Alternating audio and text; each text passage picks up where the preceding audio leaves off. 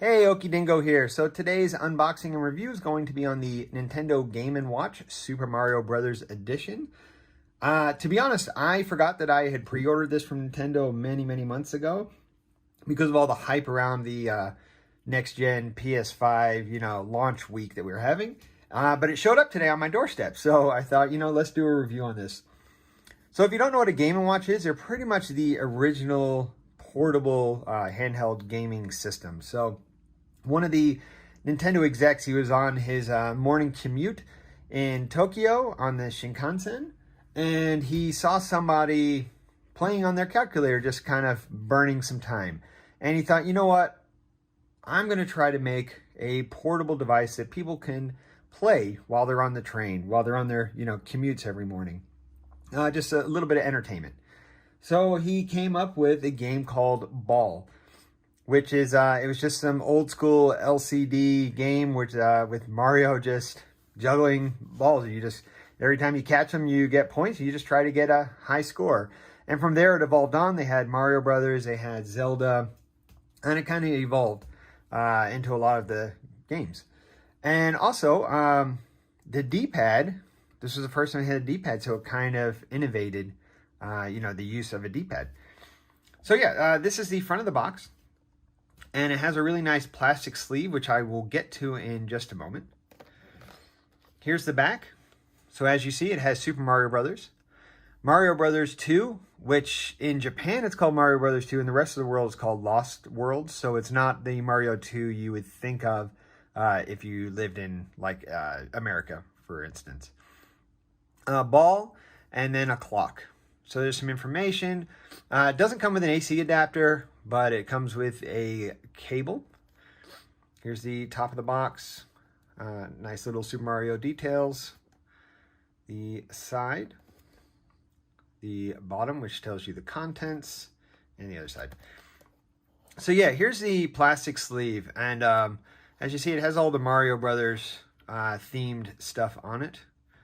And what is really cool about this is actually the box for the original Game & Watch Ball. This is what the box looked like.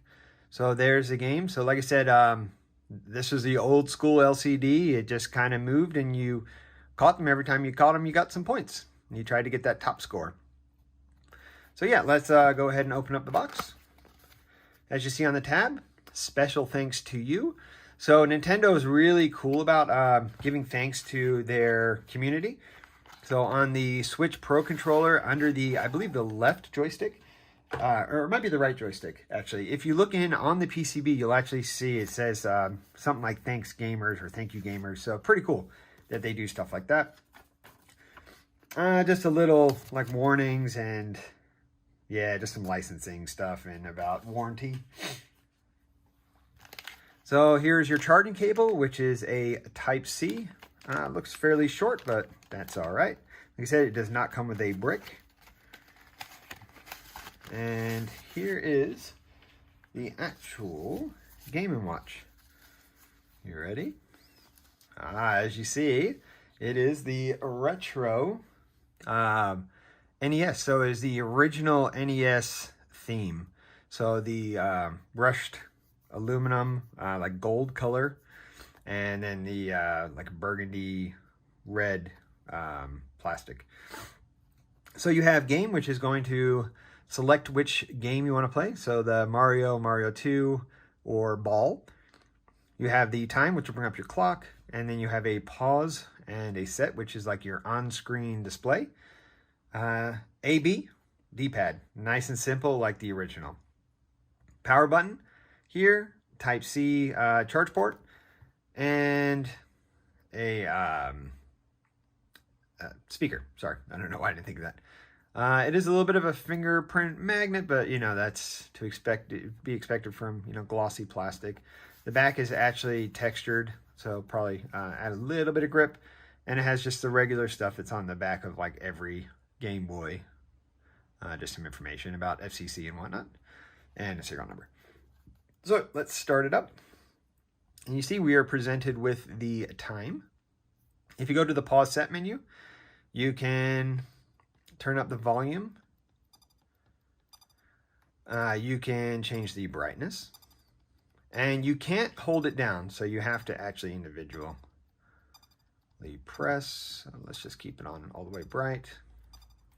Then you can set the time. As you see up here, we have a battery display, so you can see what your battery is. And the time, if you're in a regular game, you'd be able to just look at the time real quick up in the top.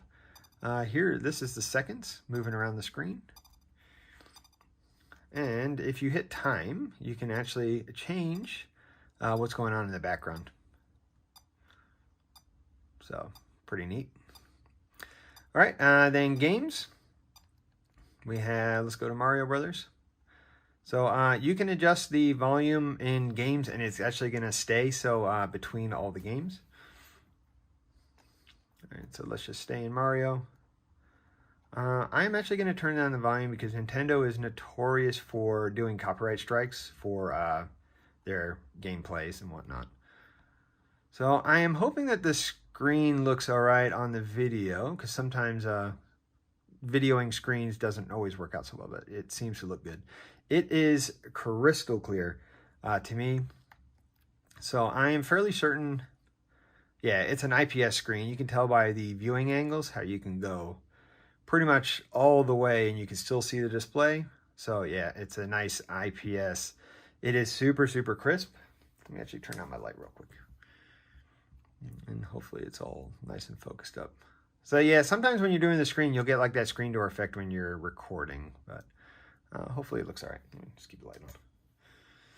So yeah, this is Mario Brothers. It feels perfect. I mean, it looks exactly like the original. This is a game that I played so many hours as a kid. I absolutely loved Mario Brothers. It was the game that came with my system, so yeah. All right, let's go to Mario 2. And as expected, it looks great. And yeah, obviously it's going to play. It's going to play. Oh, well, yeah. So it plays good, but I do not, obviously. And then we'll go to the original game, which is a ball. So, yep, see, it's just some juggling, and you just move the hands. You catch the ball, and you get a point. There's 2 points. So, yeah, you just see how high of a score that you can get. And that was it. And it seems really basic, which, I mean, it is, but compared to nowadays when, you know, everything has to be HD and, you know, story and, you know, whatnot. But this is how gaming was when, you know, I was a kid. So if you go back to a game, there is actually save states. So as you notice, when I start the game up, and now it says pause, and I am right back where I was. If I turn it off, turn it on, same thing.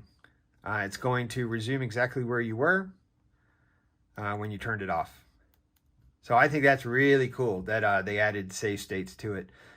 Because Mario, it's not a long game, but, you know, if you actually wanted to play through all the worlds without warping, you know, you could... Maybe you want to make it last more than one session instead of just trying to do it all at once. So I really like that feature. That's kind of bugged me with some of the older games, which when we didn't have save states, it was fine. But once you're introduced to them, it's hard to play old games. Especially I have a family, so sometimes I just need to get up and do something, or, you know, I have to go tend to the kids, and then I got to start the game back over or whatnot. So yeah, anyway, so this is going to conclude this review. I don't want to rant on about my nostalgia, you know. So if you like the video, go ahead and like it. If you're new here, please think about subscribing. I'm not sure what regions this is releasing in. Like I said, I live in Japan, and it released today. I will do a little bit of research, and I'll leave down in the comments block if I can find if it's releasing in other regions. I would think so, because, you know, Nintendo's, and actually Sony as well, has been pretty good about releasing a lot of stuff now multi-region instead of just keeping stuff exclusive. Seems like exclusive content is starting to not be a thing, which is really good for the people, the consumers. So yeah, hopefully you enjoyed it, and I will see you in the next video.